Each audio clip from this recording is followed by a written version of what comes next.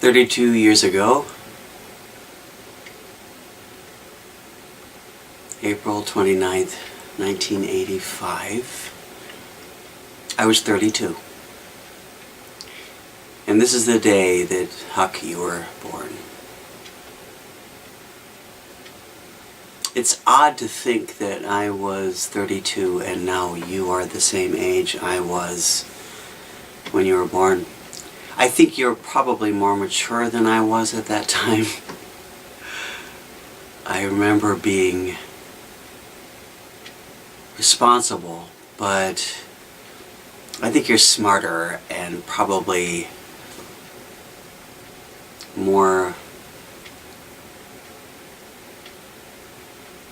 fun-loving.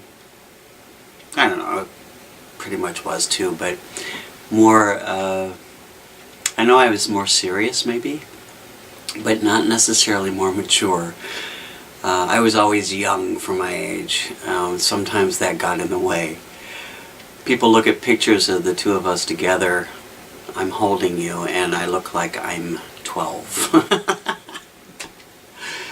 Anyway, that was 32 years ago. I sent you a text this morning at 3. I happened to be awake, and that was the time when your mother and I, 32 years ago, were both awakened and saw a little blue light at the end of our beautiful antique iron bed and agreed that that was you. Shortly after that, your mother's water broke, and we called the midwife thinking, it's happening now. Please meet us at the hospital at St. Vincent's. She said, it's not happening now. Just go back to sleep if you can. Rest as much as you can because you have a big day ahead of you. So we we didn't go back to sleep. Your mom walked around a bit. We were both ready to go to the hospital. We made sure that any bags that needed to be packed were packed, and I just remember time going by but also anticipating this birth that we had been practicing for several months. By the time it was about probably 8 in the morning, we alerted the midwife again and told her that we're going to the hospital whether she is or not, and got your Uncle Andy and Aunt Sarah to get the car and come and take us to St. Vincent's.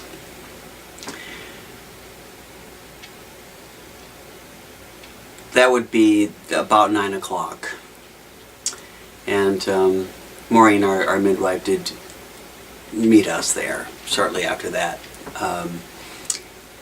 And then it was a full day of waiting for Huckleberry. We didn't know it was you yet, but you know, it was a series of pushing and doing all kinds of exercises to get you to come out. It wouldn't be until 10 to 6, you know, till about 5:30 when you were actually kind of ready. And when you finally did, it was clear why you were taking so long, because the cord was wrapped around your neck. I was meant to cut that cord if it were in any other kind of configuration, but because it was around your neck, it became a slight emergency. So Maureen went right at it, cut it very quickly, which just came from around your neck, and you were pulled out. But I remember you looking like this. Somehow you're real purple, your tongue was out, and it was almost like, it didn't look like you were choking, it just looked like you were maybe sticking your tongue out at the world, I don't know. You were whisked very quickly onto, because they had to clean you a little bit and then weigh you directly. So I, and then I got my chance to symbolically cut the cord, because there was still a piece left, obviously connected to you. So I did cut that. Odd feeling. And there you were. I saw that you were a boy, and I said, "Hello, Huckleberry," and that alerted your mom that we had a son. There's so much of that day that I distinctly remember. But as I describe in Leading Men, that latter part when your mother had worked so hard physically, and was so finally able to rest, probably not sleep, but rest easily, because she was going to be nursing. No drugs were allowed, but she probably had an aspirin, and she was resting when I got to hold you for an hour by the window where the light was streaming in. And I've described this late afternoon, almost 6 o'clock, and just staring. I always have that memory, because it was our bonding. You and your mother had bonded for 9 months, and you were a part of her physically, and I finally got to hold you myself after feeling the kicks and the movement that was also prevalent. We decided to,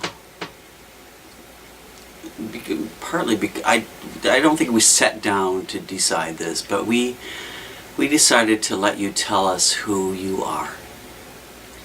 And it's certainly a lot easier if you are raising a baby to take the signals that the baby tells you and know that, oh, I don't have to keep going back to this manual. I don't have to keep finding out what happens at this stage, because you know it's right in front of you. You told us what you wanted to be. And you were happy. You're, unless you were frustrated, and that was so beautiful, because the little Tauren, the little bull in you, if you were learning something new, like walking, like, or doing anything that was just beyond what you really wanted to be doing, you made it known. But we always knew that, oh, that's his resistance, and it always was, because you would always return back to the laughing child, the very, very, very happy child who loved music. Not strangely, because our house is filled with music, and often your mother singing. But we always played music. And you know this. You've seen the videos. You've seen your love for Big River, and maybe hearing the name Huck being said throughout the first opening song. We've got it all on tape. It's great. I thought I might tell you something about what it's like to think of you at 32 now, that age when I was. But the fact is, I don't know. I'm not in your mind. I can only tell you what I thought about. And and how I saw life. And I just know that this is something many parents understand, that everything changed on April 29th. The world became larger and more important. And every day was important. And suddenly, your mother and I had a distinct purpose in raising you. I thought you would be added to our life. Strangely, I thought it would be a very easy, we would pack you up and just take you everywhere we go, and it wouldn't affect anything else that we were doing. And the fact is, your being born affected everything we were doing. And I laugh about it because, yeah, we found ways to get you mobile, and I packed you up and took you on the subway often, and we know this because your mother started working 4 months after you were born, and you were still nursing, so I would take her to the theater to make sure that you had your feedings, and to stay with her, so you knew that she was still around you.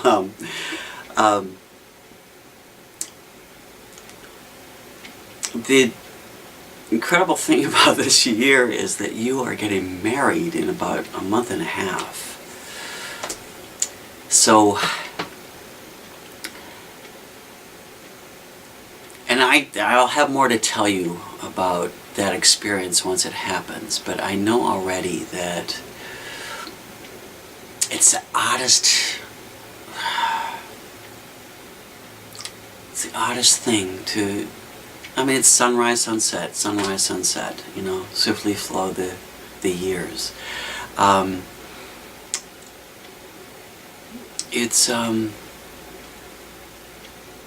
guess it's important for me to know how happy you are, and you're happier than I've ever seen you.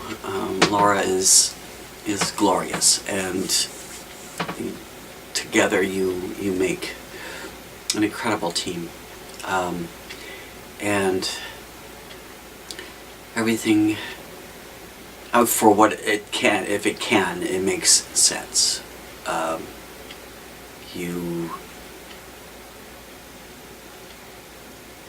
I've talked before about how proud I am of you. And it always seems to go to your accomplishments.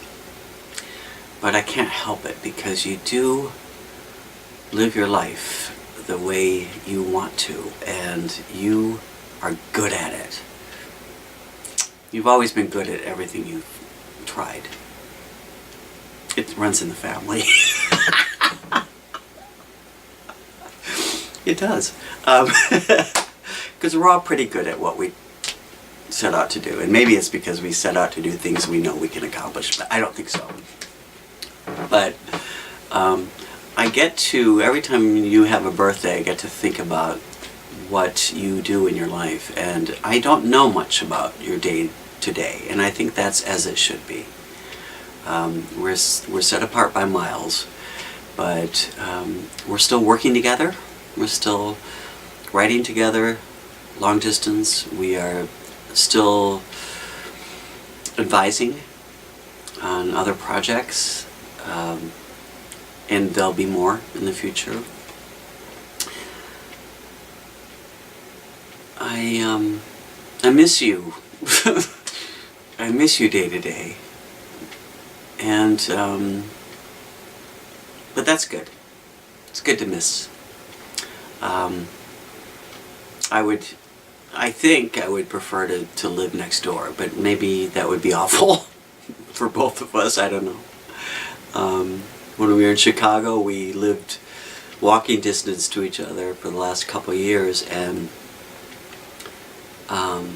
we still only saw each other a little when we needed to, in short times. But always seem to come together on projects, and that seems to be a great way to to, yes, come together. So 32 is an odd time. You're kind of right on schedule. I've always said that men seem to go through these, 21 seems to be important, 30 seems to be really important. 32 is like having gotten to where you want to in your career, and being on the way still, and building and getting better. And that's what you're doing.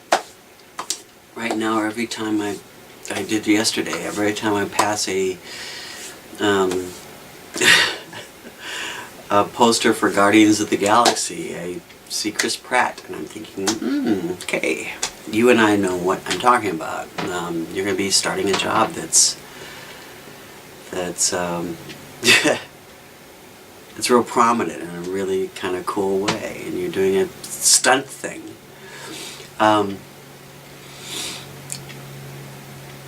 I don't know what else to tell you, except once again, I love you terribly. No, I don't love you terribly. That would be like badly.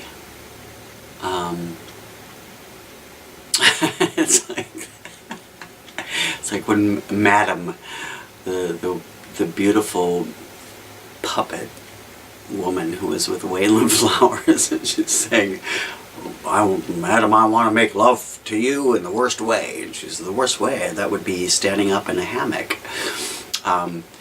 I love you.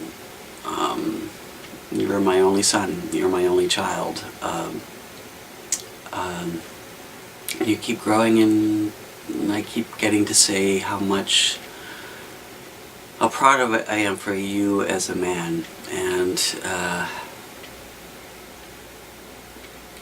now I'll be able to say how proud I am of you as a husband, and then other definitions that may come along the way.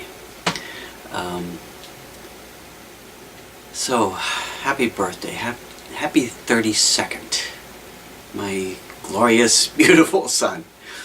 I hope you, and I know you have many, many, many things in your life that you're very, very thankful for. Laura being one of them, but you've always been loved, and I think you've always known that. So there. Happy birthday.